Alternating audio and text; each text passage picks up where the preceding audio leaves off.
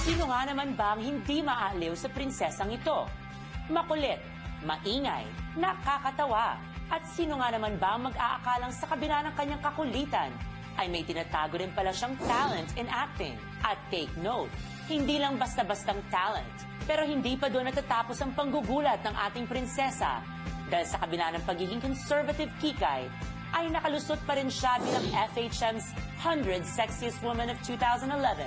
And because it's her birthday, tayo naman ang gugulat sa ating prinsesa. Sobrang saya makasama. Ano yun komedyante namin yun, pampagising. Namimiss ko na nga yun Very versatile. Ang maganda sa kanya is that she's eager to learn. Full of energy, very talkative, very bubbly, and a happy person. Ang maganda sa kanya, alam mo na mahal na yung trabaho niya. So, she puts her heart and soul into whatever she does. Pag masaya kapatid ko, yun nga, kanta ng kanta, ingay. Ang daldal. Alam mo masaya kasi madaldal.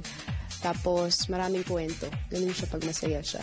Alex, happy birthday. Sana mas galingan mo pa. At, alam ko naman na pinag-uusayan mo lagi. Napapanood kita at every time na nakikita kita, gumagaling ka, nabibilib ako. Sana pagpatuloy mo lang yon. Happy birthday, Alex. May have many more projects and many more birthdays to come. I look forward to working with you again. This is the second time I'm working with you, so I'm looking forward to working with you again and again and again kasi napakagaling mo. I miss you. I wish I could be with you on your birthday, and I hope you're having the time of your life. Happy birthday, kiddo. Alex, happy birthday! Yun na nga, namimiss ko na din si Alex Pero minsan nag-uusap kami sa telepono. But Alex, we'll see each other soon. We'll celebrate. Happy birthday also to you. Alex, happy birthday. Alam mo na, mahal na mahal kita. We're always here for you. At lalo na ako, i-text mo lang ako. Reply kita, ha? Happy birthday, Alex! And because it's her birthday, siya naman ang haharap sa ating maiintrigang tanong. Ang maiinit na sagot straight from the birthday girl, Alex Gonzaga. Live! At syempre, kasama po natin sa paparazzi ngayon ang isa sa mga prinsesa ng TV5, ang ating birthday girl, Alex Gonzaga! Happy birthday! Thank you po sa lahat ng bumati. Saka belated kay Direk Eric. Di ko rin ako. Yes. Ay, Direk Eric. Thank At you po, salamat, lahat. Eric. Okay. Okay. Alam mo, Tita Christy, parang feeling ko kanina, lahat nagsasabi, Rufa, payat ka na. Naku, laki ng pinayat mo nung biglang pumasok si Alex. Wala na. Bigla ako naging feeling ko, naging whale ako bigla. Whale naman? Whale agad? Whale ka agad. Napaka- Sino ba mas Sexy. payat sa inyong dalawa ni Kim Chu? Ewan ko. Parang wala siyang pakialam. Kasi alam niyo, kasi parang pumapayat na tumataba na ata si Kim. Nagkakalaman na. Oo, nagkakalaman na Ikaw? si Kim eh. Ikaw ba kumakain? Bumubuto na.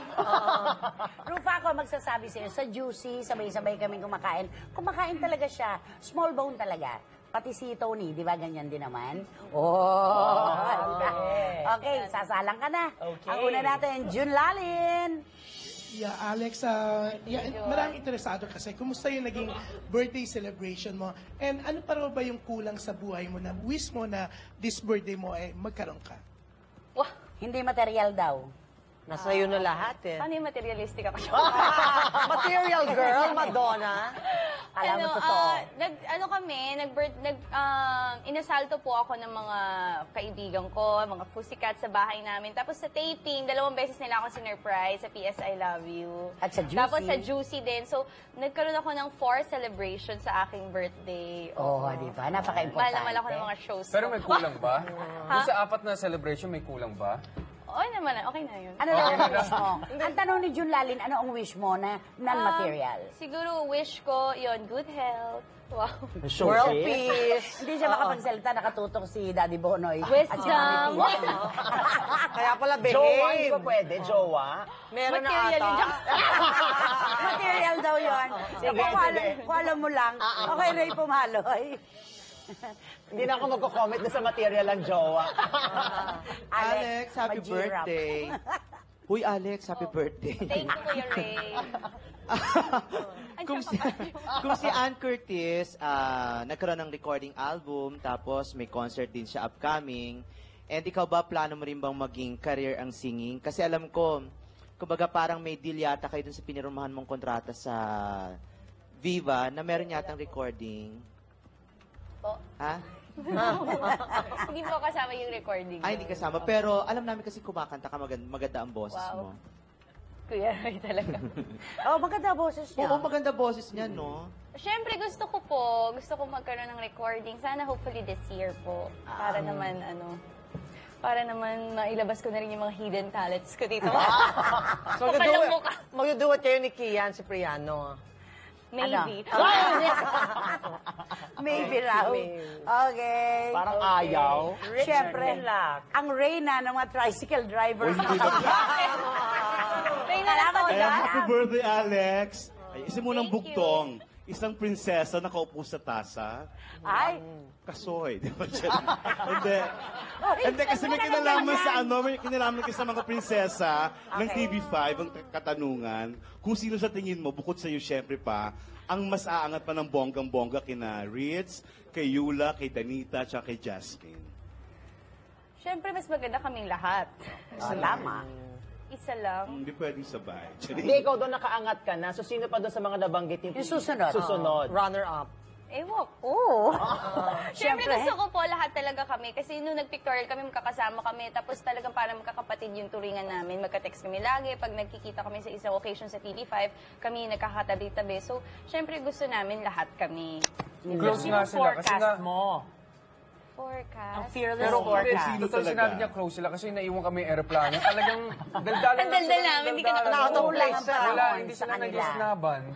Kagaya sa mga ibang Tsaka ibang energy niyan, parang naka-energy drink na 8 Ano bote. ka ba? Oo nga daw. Sobra. Natutulog na si talaga. RC, kinakalabit ko pa. Uy, ano mo kwento ko pa? Totoo yan. Napaka-energetic. So wala kang fearless forecast, pero ayaw pa rin Oo umupo nga ni eh. Richard Pinlao. Kung ikaw masusunod, sinong gusto mong umangat sa kanila? Magsasabi ka raw ng isa. Oo, Yula, Jasmine, Pwedeng karugtong kasi ng puso mo, kaibigan mo, ano? Ritz, Siyempre si Danita. Oo, ka-close niya yun. Oo, I si see. Danita, sila na IC. Siguro personally ako na lang. Magkakadalawa lang tayo. Ikaw na nga. Kaya timing. Sobrang ganda ng timing ni Alex. This is the showbiz answer. Okay, next. Okay. Rose Sino- Rose Garcia. Hello, good afternoon, Alex. Happy birthday. Masasabi mo ba na naging sobrang mahigpit talaga sa'yo yung parents mo noon? At ngayon ba, nagmamature ka na ba? Ano ba? Kung nagmamature ka na, maluwag na ba sila sa'yo ngayon? Nararamdaman mo ba yun? Yung totoo. Ano naman ang mami at daddy ko? Hindi naman po sila sobrang higpit sa akin. Sa akin, no? Marami lang silang reminders. Daily reminders. Daily reminders every minute. Hindi marami lang silang paalala. Pero ngayon, kasi nung I think nung nag-reach na ako ng 21, parang hinahayaan na rin nila ako kahit pa paano lumabas-labas. Although may curfew pa rin, meron pa rin limitation. Pero hindi ka pa rin pinapayagang makipagrelasyon. ay, parang iba na ngayon. Ay, Diba? Parang may mga ng mami ko ngayon. Insinuasyon. Oo, insinuasyon na gusto na. Kung gusto na. Hindi pilit, hindi ba? Parang naman po siya. Sige na, pinaririnig. Hindi naman po. Parang ang okay naman po sa mami ko na magtanggap na ako na maniligaw. Yun nga lang po, dapat nakikita nila at the same time, may approval nila. At saka sa bahay ninyo. Opo. Tsaka kunwari, meron ng umaaligid dyan. Pag nakita mo yung mukha ng mami ko na, huwag na yun. Okay. Huwag mo na kunin yung number. Huwag mo na kunin yung number. Makuha ka sa tingin. Hindi naman po, wala naman po. Pero kasi may discernment yung parents ko, so dapat makikinig tayo doon dahil ayaw nating maging you and me Pero si against Kian, sundot lang. Kay Kian, yung tipo ni Kian, pasado ba kay Daddy Bonoy at kay Mami Pinti? Yung forma na yon, yung gano'n, rockista. Oh, rockstar. Pasado ba? Parang slide. Walang pag-asa. Okay, Glenn Sibonga. Happy birthday, Alex. Yun, ang tanong ko, anong part ng buhay mo yung yung may tuturing mong masaya talaga ngayon? Tapos, ano yung part naman ng buhay mo na kailangan mo ng improvement para maging perfect ka na, ikaw na? Wow. But nobody's perfect. Siguro po yung pinakamasaya yung personally ko. Kasi yung mga katrabaho ko, na-enjoy ko talaga, sina nanay, araw-araw parang di kami nagtatrabaho sa PS I Love You. Tapos yung family ko, very supportive. Lagi kami magkakasama. Kahapon, 4 a.m. nata kami natulog. Kukwentuhan kami 4. Oo. Pwede na sa kanila, Rufa, yun. Alam mo ba yun? Si Daddy Boray, sa kwarto ng daddy at mami nila, pupunta sila ni Tony. Doon lang sila nagkukwentuhan. Sapat na silang 4. So close na close talaga kayo as a Opo. family. Sobrang sobrang close namin. Kayo ba ni Tony, nag-exchange ba kayo ng mga news na, uy, ano nangyayari dyan sa TV5? Ano nangyayari dyan sa ABS? Comparing notes. Comparing notes. Minsan ng ate ko, Mommy, may tingin na lang sa akin. Sabi ko, Mommy, meron din ako ikwento sa'yo. Hindi ko ikwento sa kanya. Pero usually naman, nagkakwentuhan po kami. Tapos, minsan mas marami pa nga siyang alam.